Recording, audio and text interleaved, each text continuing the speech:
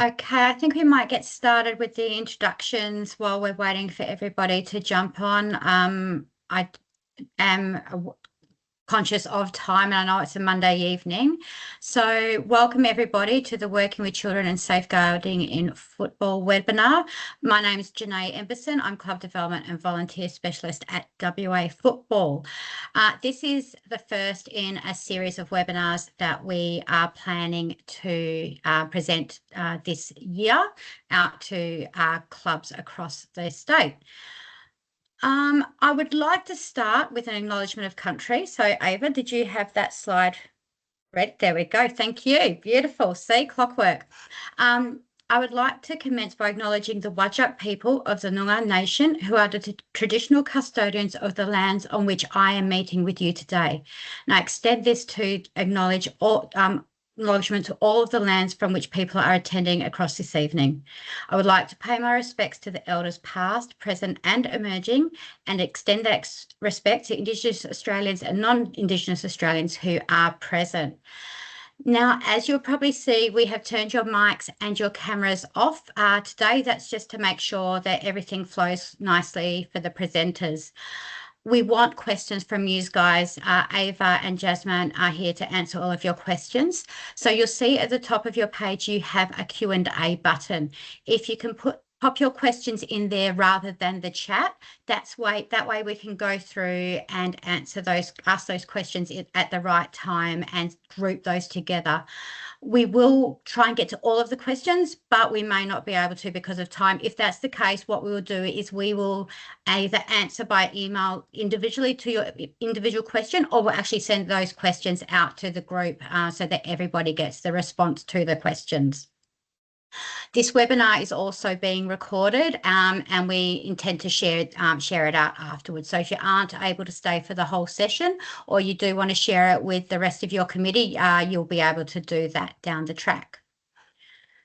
So why are we here today? There's been a little bit of confusion around working with children requirements, especially in sport, and how that relates to volunteers in football. Who needs a working with children check? Who needs to confirm that they are eligible for an exemption, and how clubs go about recording this information? A circular was sent out in February to assist clubs in meeting their legislative and obligatory requirements in relation to working with children and identifying who within the clubs require a working with children check or an exemption.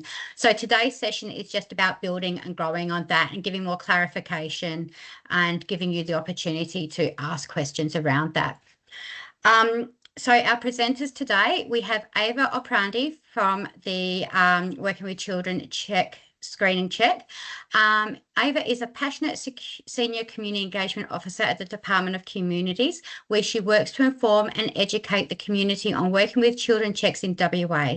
In previous roles, Ava has managed the Working with Children Check organisational requirements for the Department of Education and provided training to staff in schools on maintaining professional boundaries, physical contact guidelines, strategies to improve child safety and professional ethics. We also have Jasmine Cappellucci, who has over 18 years experience in the sport and recreation industry in WA, including roles with West Coast Eagles, Perth Wildcats and Department of Local Government, Sports and Culture. Jasmine is currently the True Sport Manager at Sport West, the peak body for sport in Western Australia, and leads key initiatives including the True Sport Child Safeguarding Initiative, Mental Health and Wellbeing Initiative and Sideline Behaviour Initiative. Jasmine is highly skilled in best practice governance and is a graduate of the Australian Institute of Company Directors and is finalising her Masters of Business Administration. She has completed formal training as a Child Safety Officer through Safeguarding Training Australia, co-facilitates integrity sport sessions with Sport Integrity Australia, co-facilitates integrity sports, and supports state sporting associations with implementing and embedding the 10 national principles of child safe organisations. Jasmine is also a board of directors at the WA All Abilities Football Association. That's a lot, Jasmine. That was a mouthful. So I'd like to get the session underway to give Ava and Jasmine as much time as possible to present. So I'll hand over to Ava and we will get those questions answered at the end. So make sure you chuck those into the Q&A section whenever you have a thought that you want to put out there. Thanks, Janine. Hi, I'm Ava. I am from the Working with Children Screening Unit and I am a something or other. What am I? A Senior Community Engagement Officer in that team. So what I'm going to do today is do a bit of a run through of who we are at the Working with Children Screening Unit, which I'll just change the slide to. What happens after somebody applies, what actually is a Working with Children check, some of the possible outcomes, how to work out who needs one, and then I will talk a little bit about some of the trends we're seeing in the sports sector generally, and a little bit on how to find out a bit more about meeting your organisational obligations at the end, and then I'll throw it over to Jasmine, who's ready and waiting in the wings, aren't you? She's smiling, she must be. So what is the Working with Children check? Hopefully you all know or have had some exposure to it, but just as a bit of an overview, it is a compulsory employment screening strategy in Western Australia and the Indian Ocean Territories for all people who are engaging in what we call child-related work. So this is quite specific, especially in comparison to other states and territories.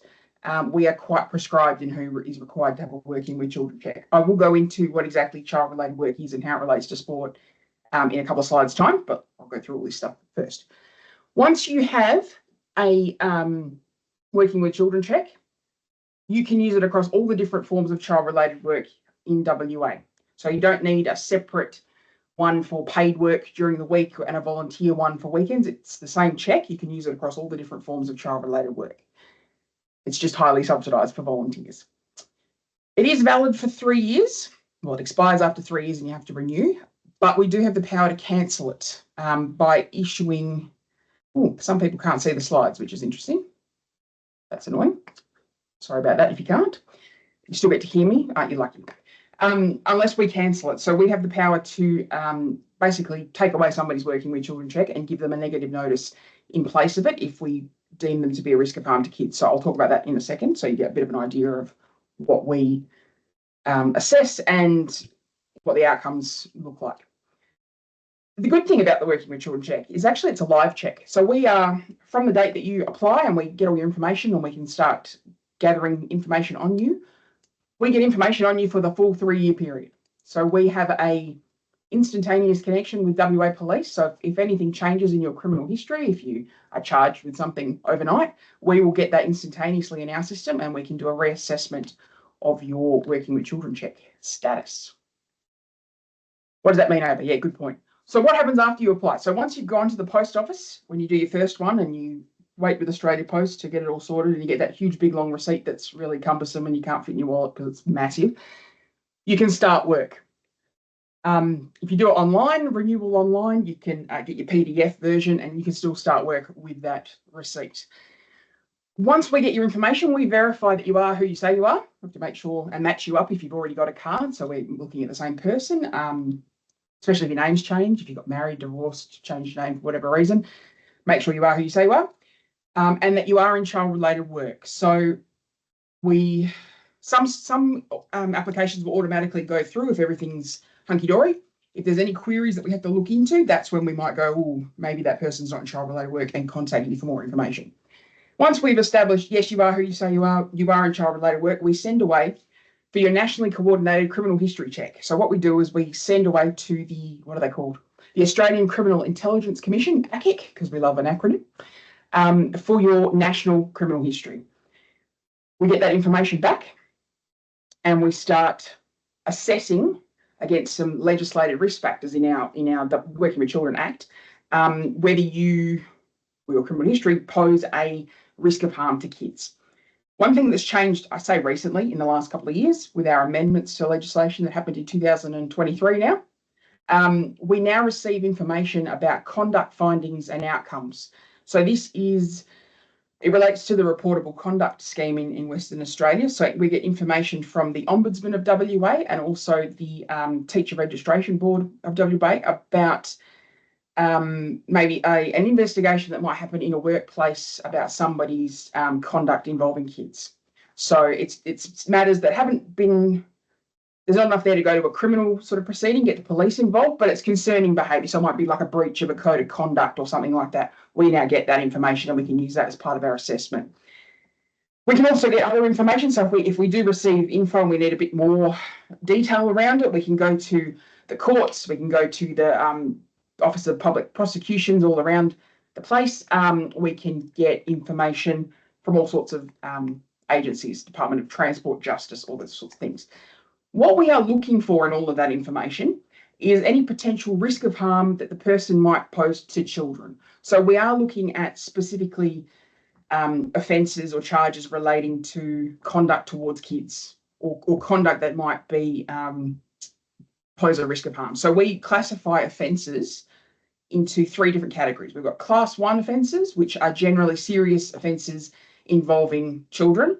Class 2 offences, which are serious offences usually involving another adult. And Class 3 is pretty much everything else.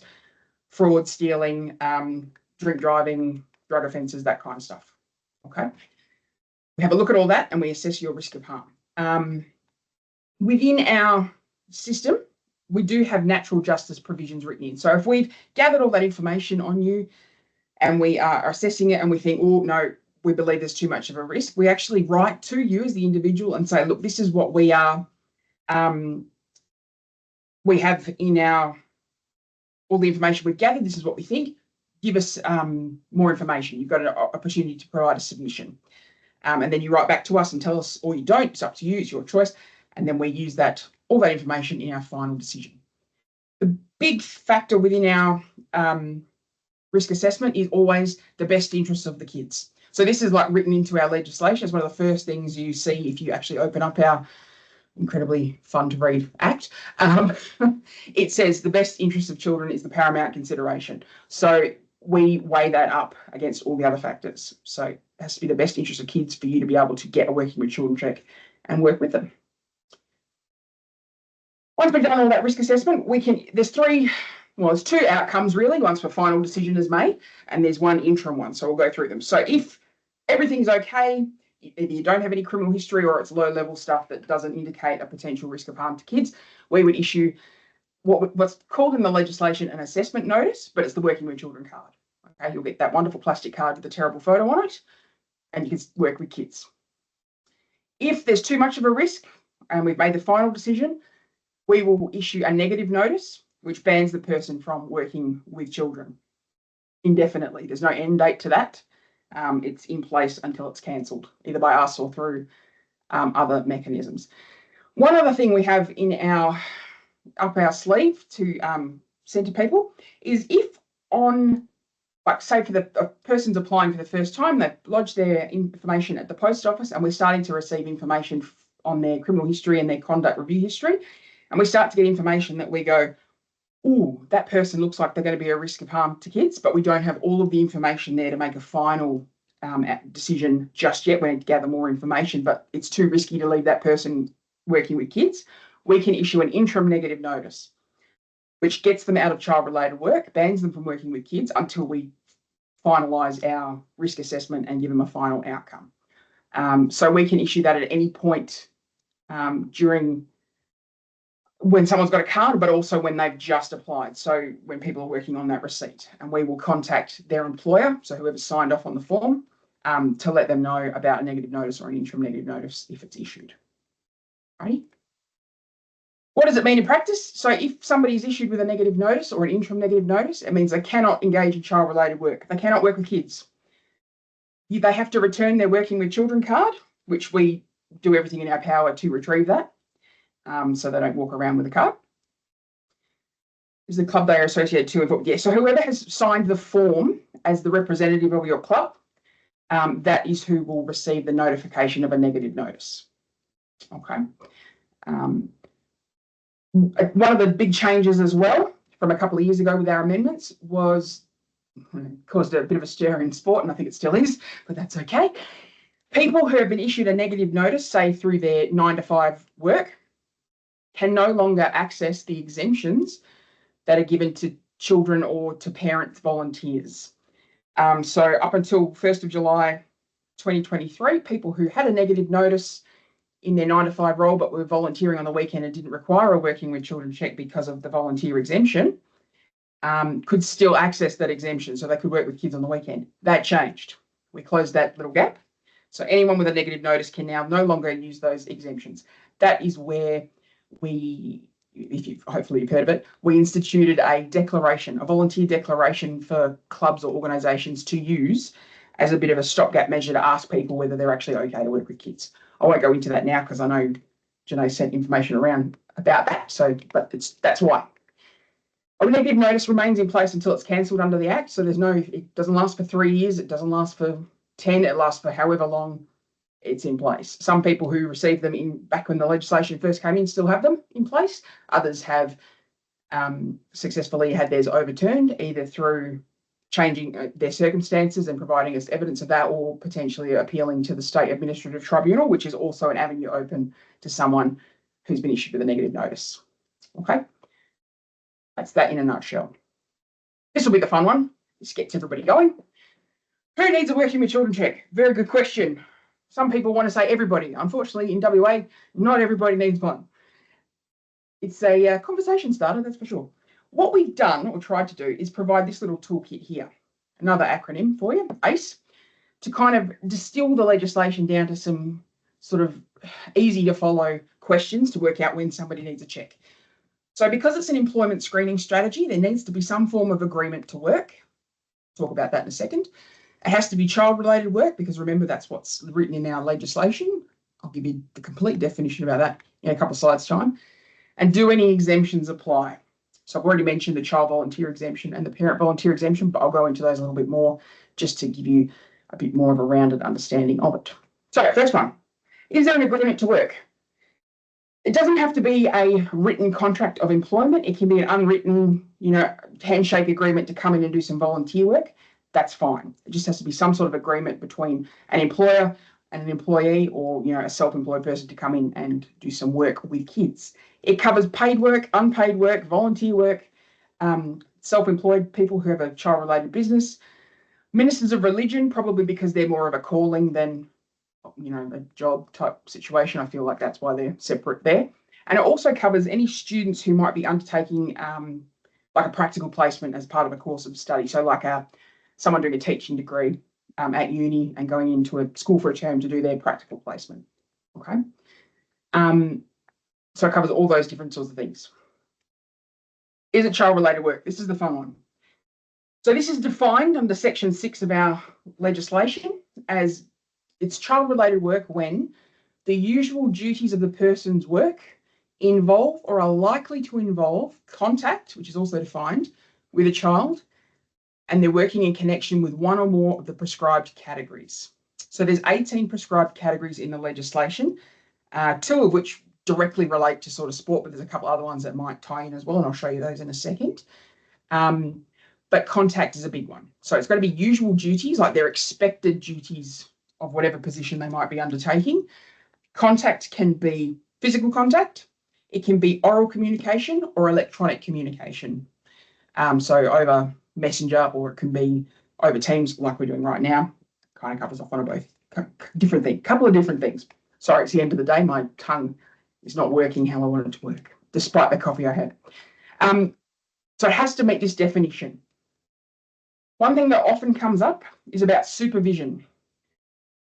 When we're talking about people who are in child-related work, we don't care if they're being supervised by 10 people who are also in the room, who have working with children checks, or there's nobody in the room supervising them. If they are undertaking child-related work and they meet all these definitions and these 3 questions that we're posing as ACE, they require a working with children check. Supervision is not a factor in whether somebody needs a working with children check or not. So here are some of the categories. These are shortened versions of the full long ones in our legislation, but these are the ones that sort of relate to sport that we get quite a bit. Category 4, coaching or private tuition service. So this might be like a private coach doing small group sort of training and not in connection with any other club. They're just sort of independent, doing their own thing. Category 5, arrangement for the accommodation of children. That could be a billeting arrangement. So if you've got like country week, that kind of thing, people coming down to Perth or going out to the regions, whatever, it might come under category 5. Category 12 is the big one. So club association or movement, and what's missing from there is with a significant involvement or membership of children. Okay, so it has to have junior club, whatever, lots of kids involved in the club or association or movement for it to classify under category 12. Category 15, overnight camp, which is pretty self-explanatory. Category 16, there might be some sort of transport service specifically for kids that you guys have for camps or whatever the case may be. Okay, so they're sort of the main categories we see in the sports sector. Category 12, though, is the big one. I will get to that, I promise. Sorry, your messages are popping up in the chat as it comes up, so I will get to kids on adult teams. I promise you that. And then the final question, do any exemptions apply? So there are a few exemptions for people written into the legislation. The top two there are essentially the same thing. So anybody under the age of 18 who is not being paid, who is working with kids. So a child volunteer or a student on placement who's under 18. They are exempt from applying for a working with children check. Short-term visitors to WA is also one that's applicable across all the different categories, as are the first two. So if you've got someone from New South Wales who's coming over to do one workshop of, I don't know, coaching with a whole bunch of people, I'm just pulling it out of thin air at the moment, and they're only going to be here for a couple of days, there is an exemption in the Act for people who are coming to WA who don't ordinarily live here, who are working with kids in that first 2-week period. So it has to be within the first 2 weeks they set foot on WA soil, and they can only use it once in a 12-month period and all sorts of things. More information on our website anyway, if you need to look into that. There is a exemption for, it's around category 12 generally. It's for one-off national events and tours. So this is for nationally organised big moving sporting sort of events. So if you've got like an interstate footy competition, for example, that's been played across multiple states and been organised by Football Australia or whatever the national body is called, because I get lost with all those. You can use that. So that's essentially, it's the same as the short-term visitors to WA exemption, but it gives the person 30 days from when they arrive in WA to, they don't have to apply for a working with children check here in WA while they're here, mainly because they've got the equivalent working with children check in their home jurisdiction, because it's going to be a junior competition or whatever. Okay, more information on our website again. And then the one that gets everybody going is the parent volunteer exemption. This one's a tricky one because it does apply differently depending on the category. So for you guys, I'm just going to assume category 12 is the big one that you guys are going to be using, a club, association or movement, as long as the parent is volunteering at the same club or at the same association that the child is enrolled at or participating with, then they can undertake any of the roles at the club or the association without requiring a working with children check. Okay, they have to be at the same level as their child. I'll go into that in a little bit in a second. The only place where it doesn't apply is if there's an overnight camp involved. So if as soon as a parent is volunteering in connection with an overnight camp, the exemption does not apply and they have to apply for a working with children check in WA. Hopefully that made sense. Did it make sense? Yes, just nod. I've only got Janae and Jasmine, so you know, if you two could just nod, thank you very much. Even though they've heard it before, that's okay. So in terms of, thank you for the thumbs up, whoever found the emojis. I love the emojis, keep them coming. So just briefly, organisational obligations. So this might be at the club level, association level, all the different levels within the sport. You have to make sure that everybody who is engaging in child-related work and doesn't have an exemption, for example, has a valid working with children card. Now, valid can mean, yes, it's in date, so it's within the 3 years, but also it hasn't been cancelled because of information we've received. So there's a few tools that we have online that you can double check that on. And I think I've got a bit of information on that in a couple of slides time, so I'll show you where to find that. You have to make sure that you're not engaging certain people in child-related work. So that is people who you know have been issued with a negative notice or maybe have a criminal history that includes a Class 1 offence. Don't engage them in child-related work. Also, if somebody has withdrawn their application for a working with children check for whatever reason, but they are actually engaged in child-related work, you shouldn't be employing them. You can notify the Working with Children Screening Unit, us, if you have any suspicions of that somebody in your employ has had a change to their criminal history that might affect their ability to hold a working with children check. You can let us know. That's not a problem. And also the obligations include keeping records to demonstrate your compliance with the legislation. There's no set way on how to do this. We have some templates on our website about, some basics of what you should consider and that kind of thing. I know True Sport have lots of resources as well of, some ideas of how to do it. And I know that WA Football also has some.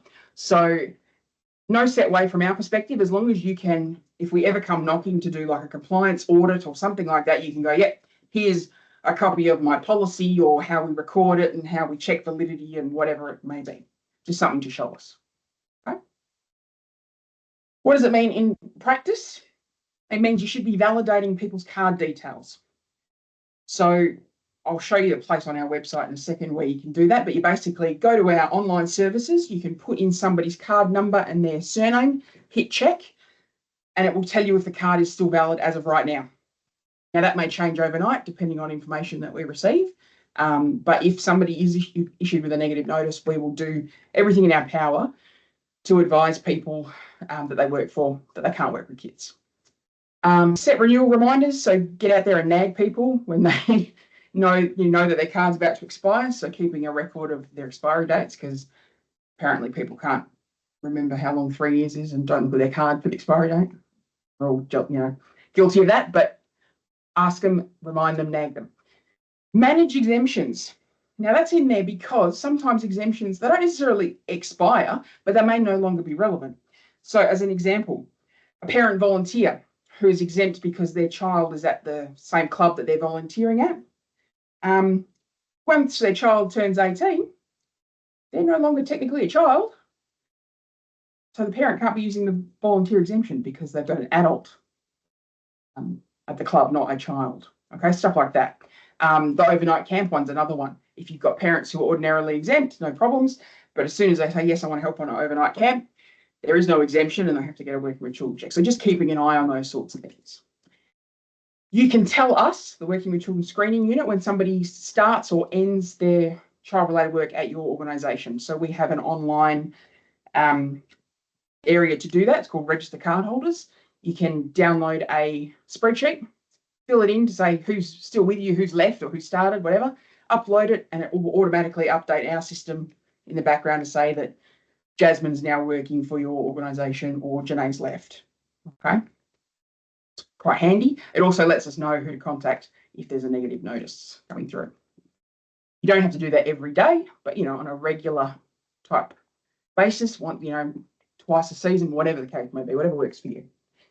Selecting organisation representatives. So this is an organisation representative is what we call the person who signs off on your Working with Children applications on behalf of the club or association. We don't care if you've got 50 people who can do it or one. It's got to be what works for you guys.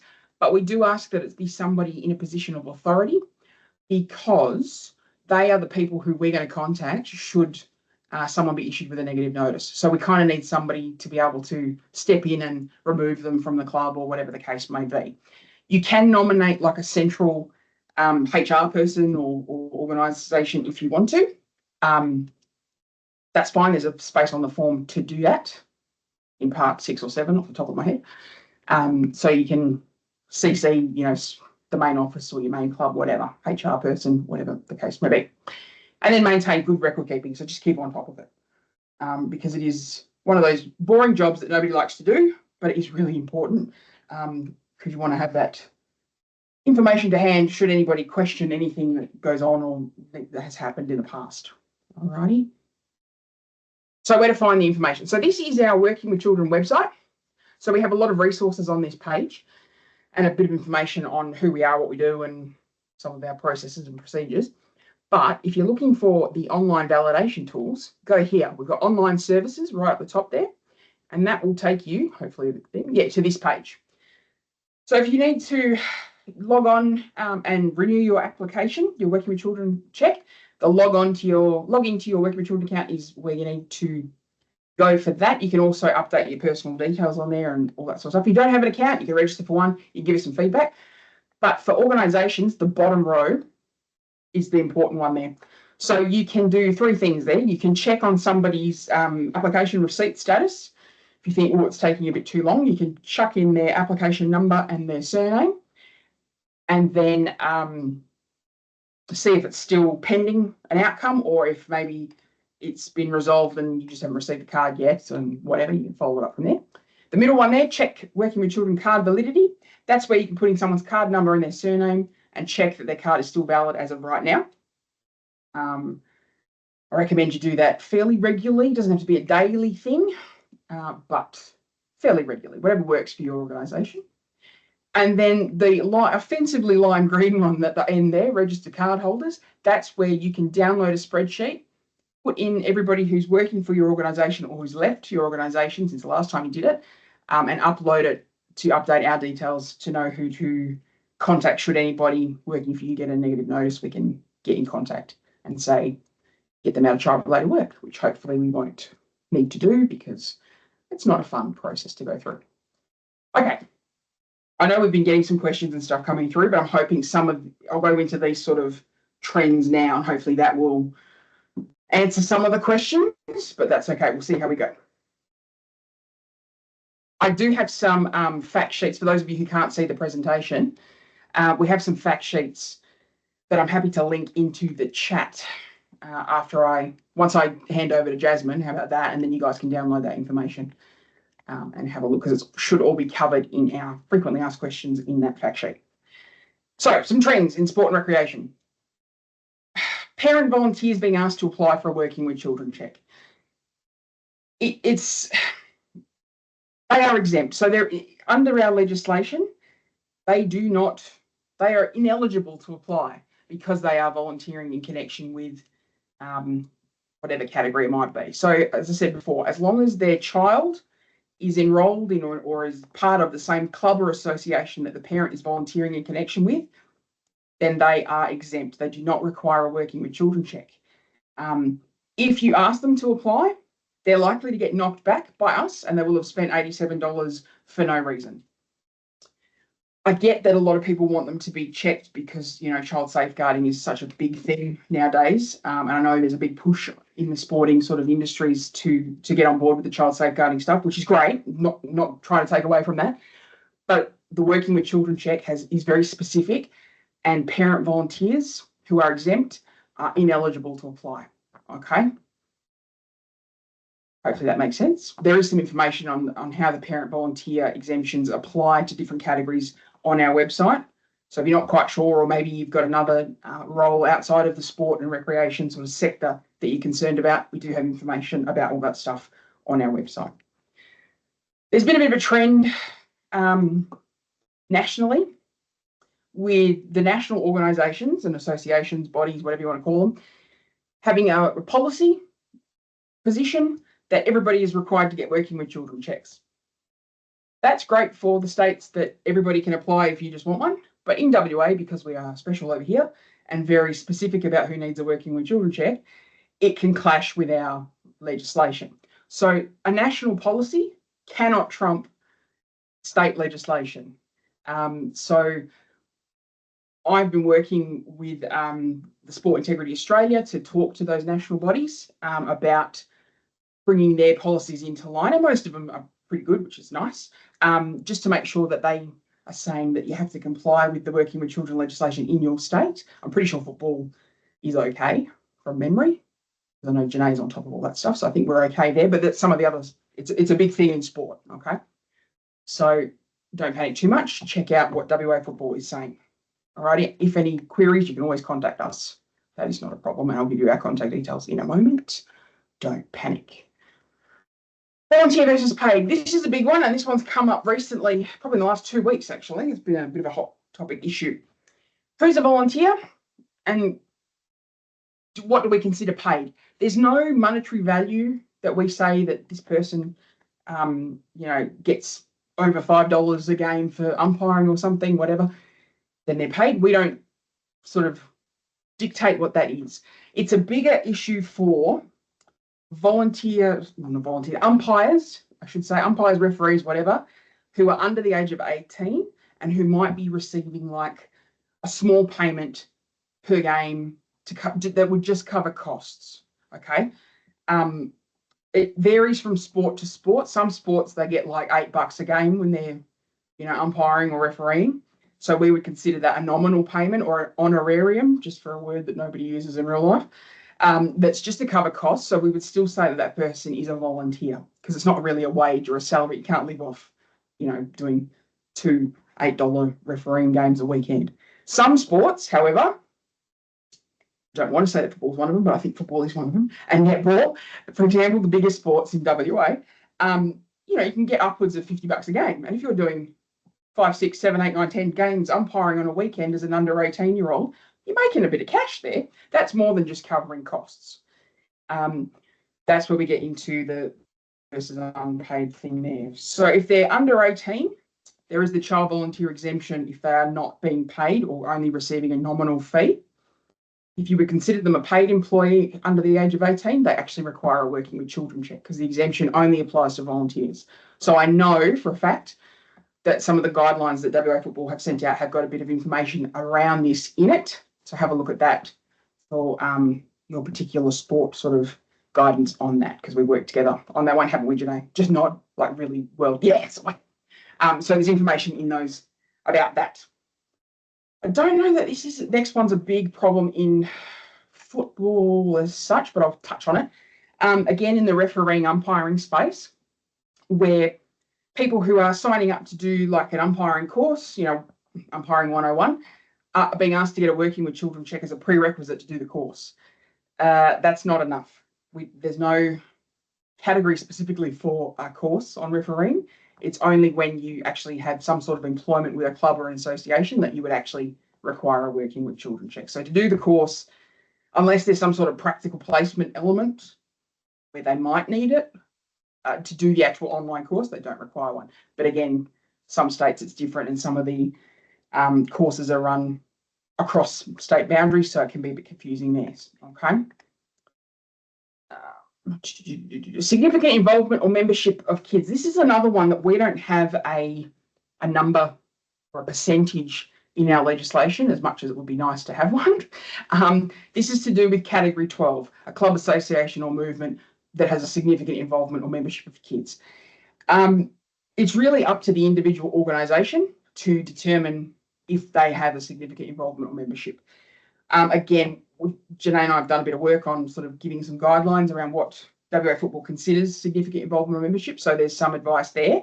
But yeah, it's just sort of, it's up to the individual organisation. Because as you can imagine, like a metro club, for example, might have a specific junior club. So they sit there and they do that, and that's where all the juniors play. So they can have an adult section of their club and they can have the junior section, whatever. Regional clubs, everybody's in it together, and it's whoever turns up on the day plays. So it depends on situations. And of course, sports, football is one of the biggest in the nation. Some of the other random little sports that we also have to talk to, they might be struggling to get, a full club in some of the regions. So it just depends. Okay. But again, check out the guidance from WA Football on that because there's definitely some information there. Following on from that, I think this came up in the chat. I saw it pop up in one of the things. Juniors, so under 18s, kids who are playing in adult teams. If it's like a regional competition, like I just said, where they don't really have like a juniors section, they just have adult teams, but there might be a 16-year-old in the team and they're like the only under 18 in the whole club.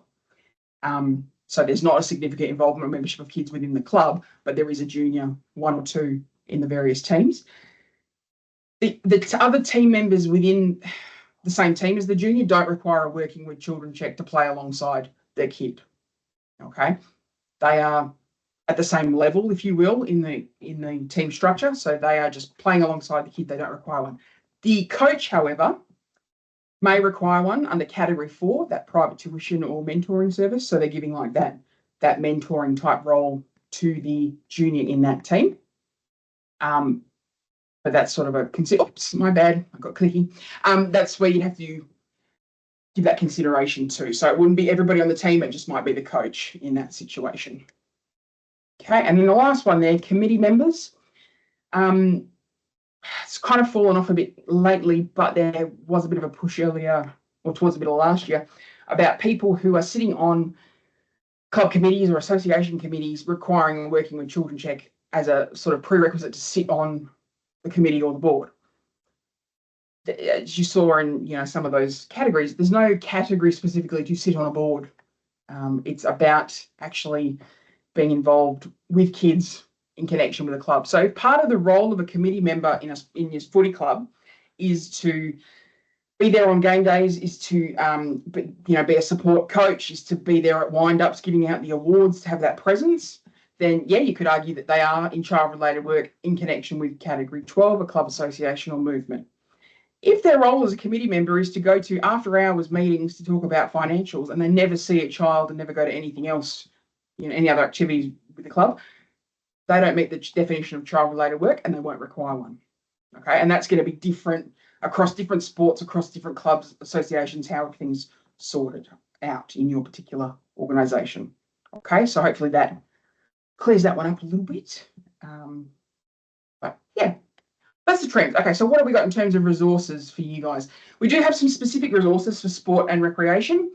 So we have a fact sheet for each of the different categories. So if you wanted to have a look at Category 12, we've got one specifically on that, but we actually have a fact sheet for the sport and recreation sector that sort of sets out some examples of where people might require a working with children check and those frequently asked questions. I'll link that into the chat in a minute when I hand over to Jasmine.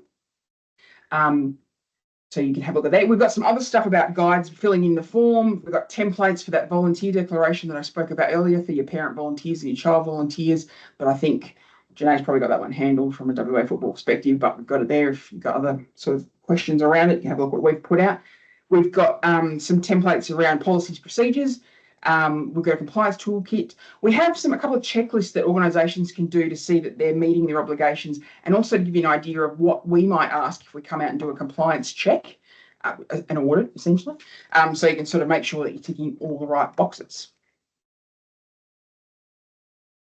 So this is a bit of a nice carry-on slide that I'm going to hand over to Jasmine in a second. So in terms of the National Principles for Child Safe Organisations, which is a big talking point in child safeguarding terms, the Working with Children check does fall within the 10 national principles, and we're very important because obviously it's my employment and I enjoy talking about it, but it is only one part of one of the principles. So if you have a look here, principle number 5 of these national principles, people working with children and young people are suitable and supported to reflect child safety, wellbeing and values in practice. We're kind of under the suitable part, and we're not the only part that you can do to make sure people are suitable to work with kids. So we are only one in a grand spectrum of things that organisations can do to make sure that they're meeting all their safeguarding requirements. Okay. That's a nice little segue over to Jasmine, but I just wanted to put up our contact details just in case anybody wanted to have a look at them. Can certainly pass these out to people who can't see the slides, and I'm sorry about that you can't. The joys of presenting from 3 different places, it's all good. Technology is not my friend, but you're welcome to contact us. So if you want to talk to myself or one of my team in the community engagement space, it's that session follow-up, WWC community engagement at communities.wa.gov.au. and we will answer any questions you have. Alrighty. That's it from me. I know we have some questions, but I was wondering if we should let Jasmine maybe go into her stuff first and then we'll get into the questions. What do you reckon? Yep, that's fine by me. Jasmine, do you want 10 minutes then? And then that'll save 5 minutes after questions. I'm collecting some questions that are coming through the Q&A and recording some of the ones that are coming through the chat as well. So I can pose those at the end. And as we said, if we don't get to all the questions at the end, we will respond to them all outside of the webinar. Okay, over to you, Jasmine. Thank you. Cool. Perfect.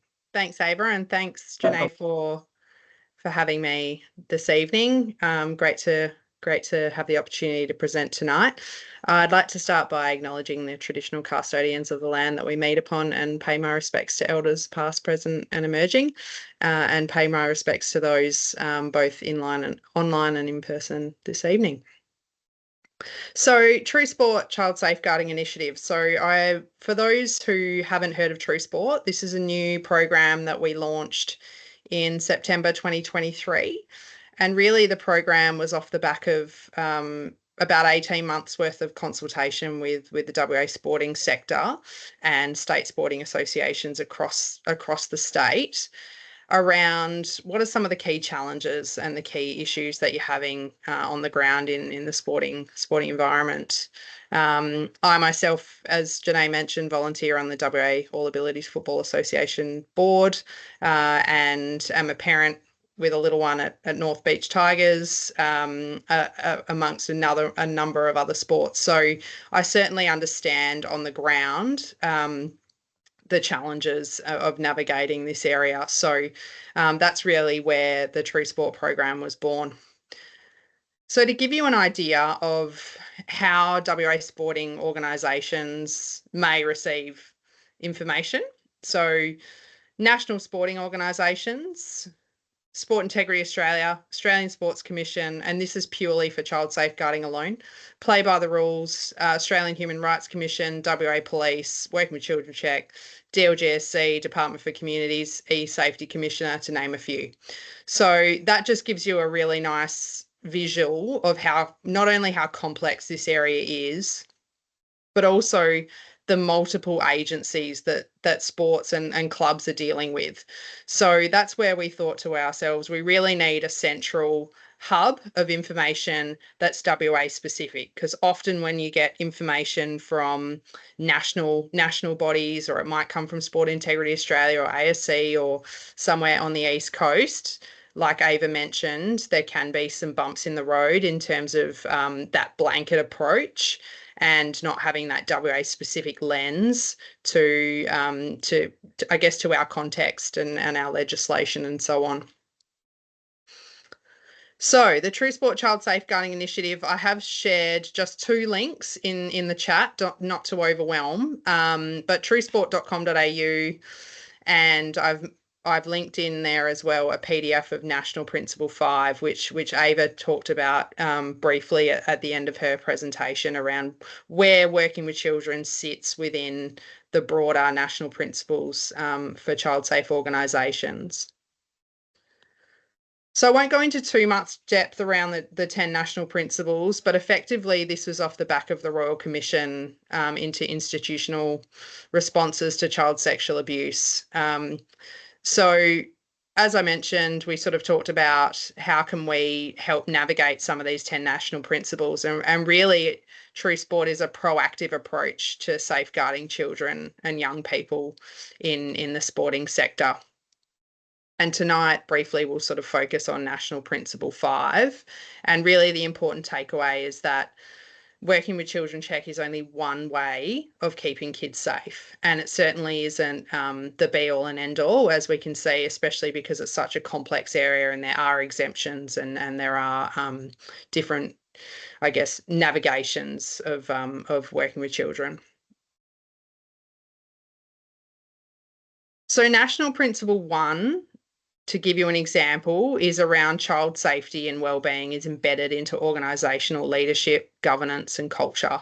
And I wanted to mention this one because really a child safe organisation and safeguarding being, I guess, a key strategic driver and wanting to keep kids safe is a top-down, bottom-up approach. It can't just be people on the ground wanting to keep kids safe. It has to come at a board level, at a management level. It really has to come top down and bottom up. So it's really important that the volunteers on the call tonight and those that are presidents, that are vice presidents, regardless of your role, you might be volunteering on the weekend. Everyone has a really important role to play in safeguarding children and young people and keeping kids safe. So National Principle 1, in terms of what are some tangible examples of implementation of sport in sporting organisations. So it could be things like incorporating a public statement of commitment to child safety on your club website or on your association website, having a position on your social media around having, I guess, thinking about who the end user is, whether it's a parent who might be looking at popping their club, looking at different clubs, footy clubs. And I think parents are a lot more vigilant now around looking at clubs where there are child safe policies in place, there's procedures and guidelines, or there's ways to keep kids safe. So having a position on in a public forum is a great way to start. And as part of the resources, we have about 75 resources on truesport.com.au website under the child safeguarding area. And they're all editable PDFs. There's examples of public statements of commitment that you can tailor to suit your club. There's posters, there's templates, you name it. So I guess we've gone away, we've done the work for you. We've worked with all those organisations that were on that previous slide as part of developing these resources. So really, it's around having a trusted source of WA specific information that sports can go to start to implement child safe practices in their respective organisations. From a leadership and governance perspective, child safety should be a regular agenda item in a board or operational meeting. So as much as we, want to talk about the club colours and a lot of the operational components on a board or a committee, that's not our role. Our role is really to govern the organisation and to govern the club. So child safety and speaking about some of those safeguarding practices and what we're doing to be a child safe organisation should be at the forefront from a leadership and governance perspective. And again, we've got resources and tools to be able to support you with that. Member organisations and clubs, child safe code of conduct. If you don't have one, again, we have a template available that you can utilise and tailor to suit. Communication guide for coaches and managers, and I guess having a key contact for staff or volunteers as someone that they can go to from a child safe perspective. So National Principle 5, which we've talked about earlier, so I won't go into that in too much depth, but really this is where the working with children component comes in. So here's a bit of an example here of what's included in the National Principle 5 resources. So we've worked really, really closely with Working with Children Screening Unit and the Department for Communities to create these resources. So again, you have a trusted source of information, but gives you a nice flowchart as to working with children management process, whether it's recruitment, appointment, and so on. So just a really nice sports-specific guide and how-to guides. So I guess they're the key ones, as I mentioned, WA specific and sports specific. There's another example here of a resource template 5.2a, which talks about who needs a working with children check. So really it's designed so that you don't have to go to the Working with Children. You might not have to go to the Department for Communities website and then you bounce over to WA Police and then you're going somewhere else to find other information. That we've worked with all of those agencies to create these, so you've got a bit of a one-stop shop. National Principle 5, recruitment and screening. So as I mentioned, working with children is really only one way to potentially keep kids safe. It's really looking to go further in terms of your recruitment policies and your the way you recruit volunteers, the way you advertise for roles, and are they including child safe information, reference checks, and being prudent and vigilant around reference checks, and having a robust recruitment and pre-screening process. If you think about it in terms of how long it might take you to do this versus the consequences of getting the wrong person in an environment with children and young people, then it's a really small amount of time to invest to make sure that you're getting the right people. Also, as part of, I guess, that child safety culture, it's around inductions, record keeping, information sharing, and obviously those reporting obligations too. So again, as part of these resources, there's embedded links into fact sheets, into templates, and more information that you can have a look through in that PDF that I sent through, as well as our website on all of the national principles. So in terms of what that looks like from an implementation perspective in sporting organisations, so recruitment, advertising for roles, as I mentioned, robust referee checks, also considering things like international police certificates and national police clearance as part of your screening or recruitment. For example, we've had a number of sports that recruit coaches from overseas, and the national police clearance hasn't been enough, I guess, of a checks and balances around their history and going that step further if need be. And there's some more information there. I've also shared the Sport Integrity Australia recruitment and screening checklist. So Sport Integrity Australia also have some fantastic resources at a club level. After this presentation, tomorrow I will send through to Janae to circulate to you all some useful links and some really great resources that have done the work for you and that you can really just pick up and start to implement in your respective organisations, so that you don't have to go scrolling through 75 plus resources on the website. So I'll do that work for you. Just another example here around a resource and how to use it. So we incorporate, I guess, a sample working with children check policy template. So again, you can just pop in the details, and then you're starting the journey, or you're well on your way. The other part is that we have dedicated True Sport project officers and myself here to support, as well as, for those who don't know, we do have a WA State Partnerships Manager who's based in Western Australia from Sport Integrity Australia, and there is a child safeguarding unit at the Department of Local Government, Sport and Cultural Industries. So I might be biased, but I think in Western Australia, we have so much support available, which is fantastic. So I will share our contact details of people to go to help you as well. Conscious of time, so I'll quickly show you a couple of sport-specific examples of how some of the other sports have started to implement the national principles. So here's one with Safe Hockey, Safe Kids Code. So again, it might be a little bit difficult to see, but I can share these after the session. But really being kid friendly and thinking about who the end user might be as well. So not using language that isn't appropriate for kids to be able to interpret and know where to go.